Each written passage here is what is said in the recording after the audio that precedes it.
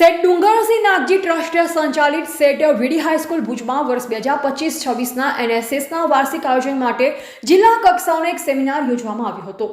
શાળાના કલાવૃંદ દ્વારા પ્રાર્થનાને પધારેલ અંગદાન પ્રણેતા એવા શ્રી દિલીપભાઈ દેશમુખ, કચ્છ જિલ્લા શિક્ષણ અધિકારી શ્રી સંજયભાઈ પરમાર સાહેબ, ઈઆઈ શ્રી ઝાલા સાહેબ, એનએસએસ જિલ્લા સહ કોઓર્ડિનેટર શ્રી મેનાબેન મોટા, એનએસએસ જિલ્લા સંકલન અધિકારી શ્રી મહેશભાઈ ઝાલા, કચ્છ જિલ્લા આચાર્ય સંઘના ઉપપ્રમુખ ડોક્ટર વિષ્ણુભાઈ ચૌધરી, સારસ્વત મંત્રી શ્રી ચંદ્રસિંહ ગોહિલ તથા શાળાના પ્રમુખ શ્રી મુકેશભાઈ ચંદે સાહેબ, મંત્રી શ્રી હાથી સાહેબ દ્વારા દીપ પ્રગટાવી કાર્યક્રમની શરૂઆત કરવામાં આવી। શાળાના આચાર્ય શ્રી બ્રિજેશભાઈ ઠક્કર સાહેબે મહેમાનોનું શાબ્દિક સ્વાગતથી મીઠો આવકાર આપી અને પ્રાસંગિક ઉદ્બોધન કર્યું। પધારેલ મહેમાનો આચાર્યશ્રી અને સ્ટાફ પરિવાર દ્વારા પુષ્પ, પુસ્તક અને શાલ આપી સન્માન કરવામાં આવ્યું।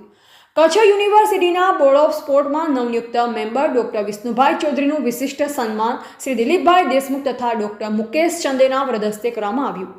મેનાબેન મોઢાએ પ્રસંગને અનુરૂપ પોતાનું વક્તવ્ય આપ્યું તો જિલ્લા શિક્ષણ અધિકારી સાહેબશ્રીએ સેવાના કાર્યોથી સફળ કેવી રીતે થવાય, એનએસએસની પ્રવૃત્તિઓ દ્વારા બાળકોને આંતરિક શક્તિને બહાર લાવી અને તે દ્વારા સેવાના કાર્યો પ્રત્યે લગાવ કેવી રીતે કેળવે તે અંગેનું માર્ગદર્શન આપ્યું। તો અંગદાન પ્રણેતા દિલીપભાઈ દેશમુખે સેવા પરમો ધર્મ, બાળકોમાં રાષ્ટ્રની સેવાનો ભાવ જાગે અને સેવાનો ઉદ્દેશ સમજે તે અંગેનું માર્ગદર્શન આપ્યું। અંગદાન, મહાદાન, અંગદાન માટેની લિંક અને QR કોડ તેમજ રજિસ્ટ્રેશન કેવી રીતે કરવું તે વિશે પણ સમજ આપી। તો એનએસએસ જિલ્લા સંકલન અધિકારી શ્રી મહેશભાઈ ઝાલા સાહેબે એનએસએસની કામગીરીનું ઉદ્ભવ, પાછળનો હેતુ અને વર્ષ દરમિયાન કઈ કઈ પ્રવૃત્તિ કરવી તે અંગે વિગતે ચર્ચા કરી।